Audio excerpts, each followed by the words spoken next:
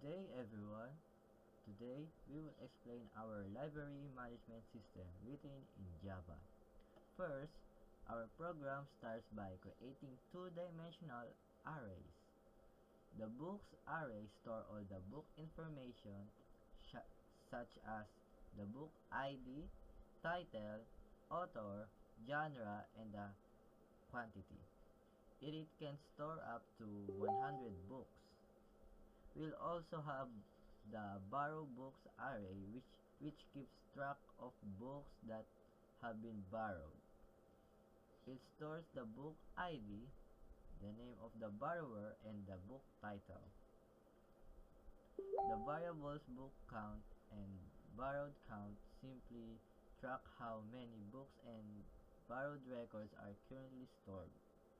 Lastly, the program loads a sample data through the method add dummy data parentheses so that the system already has initial content when it starts. For part 2, which is the main menu and user input validation. The main menu is handled inside the main method.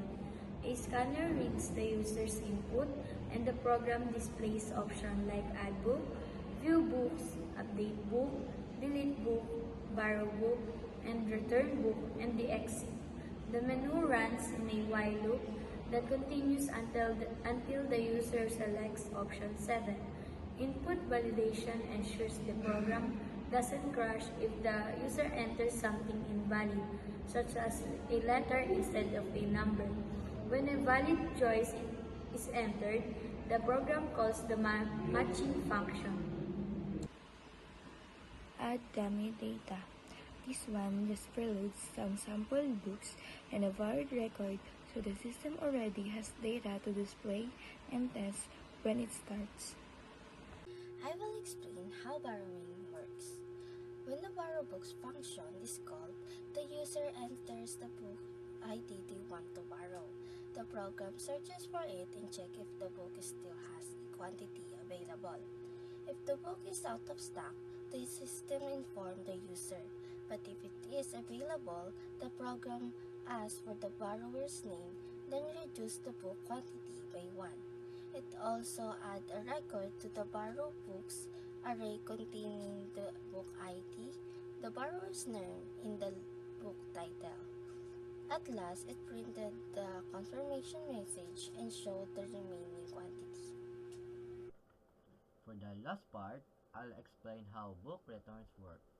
The return book function starts by asking for the book ID. The system checks if the book is actually in the borrowed records. If not, it means the book was never borrowed. If the borrowed record exists, the program finds the same book in the main library list and increase its quantity by 1 because the book has been returned. After this, the borrowed record is deleted by shifting the elements in the borrowed books array. A message is displayed showing the borrower's name, the book title, and the updated quantity. This completes the return process. For this part, I will explain debugging issues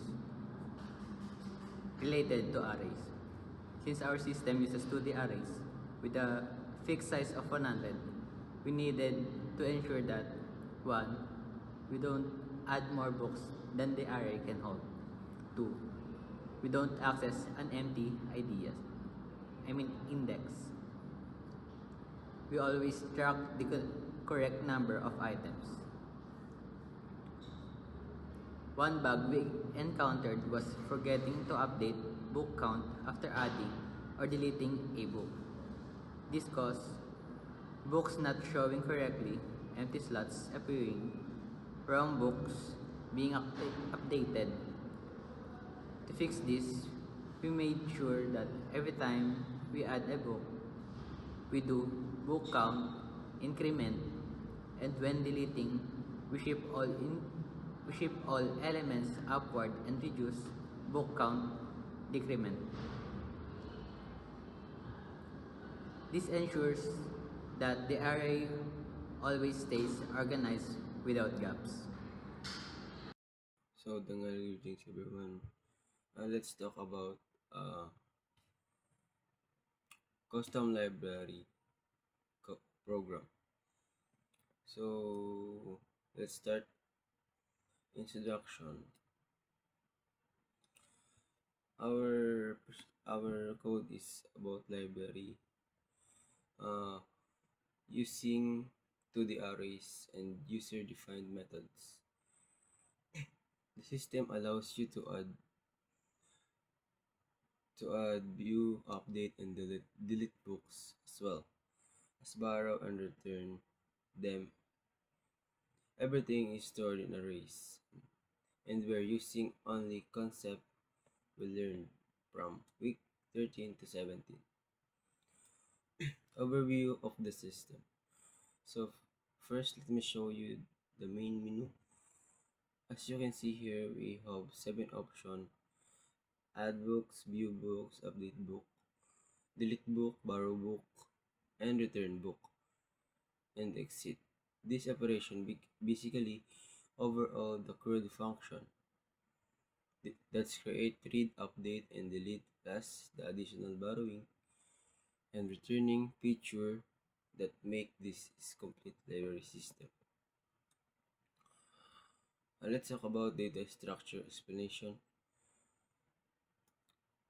How we store the data. We're using two the arrays here.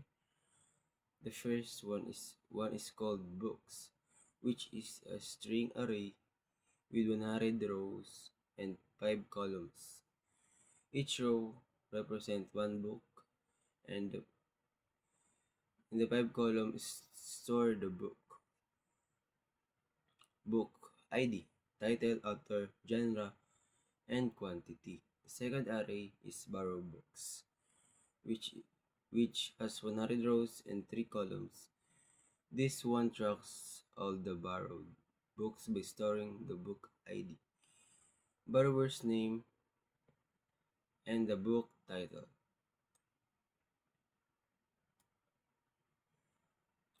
The second array, uh, the, the all we also have two counter variables: book count, borrow, and borrow count, to keep track how many books and borrowed record we currently have. Add book. Let me explain each feature starting with add book. When you choose to add book, the first checks if the library is full by comparing book count to 100.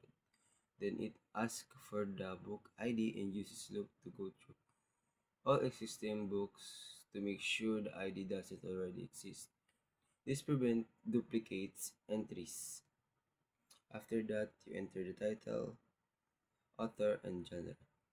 For quantity, we have a special validation. The system using a while loop and check each valid and negative the book. View books. Next, view books. This feature is pretty straightforward. It uses nested loop to go through all the book in our array. The outer loop goes through each row, which represent each book, and display all 5 columns: the book ID, title, author, genre, and quantity. We also added some spacing logic using inner loops to make the output look like nice formatted table. Updated book. Moving on update book. This feature lets modify any book details you entered book ID. And system searching for using loop. If the book is found, it displays current details. Then you can enter new values for title, author, genre, or quantity. The whole thing here is if you want press enter without typing anything, it's it's keep it keeps the originality value. Um, let's talk about delete book. Feature 4. For delete book, the process is similar. You enter the book ID, the system finds it, then show you the book detail and ask for confirmation.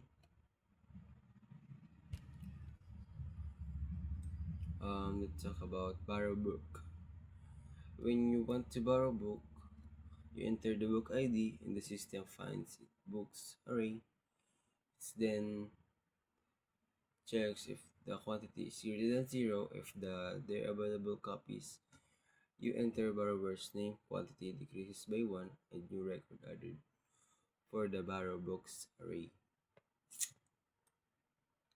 Return book. The last feature is return book. Here you enter the book. Here you enter both the book ID and your name as the borrower. The system searches through borrow books array to find the record matches both ID and the name. If found, it increases the book quantity by 1 and removes borrowing record using same shifting technique we use in delete. Methods and concept use. All these operations are implemented by using defined static method. We follow proper naming convention using camel case like add book, view book, and borrow book. Each method handles one specific task, which makes the code modular and easy to maintain. That's all. Thank you for watching.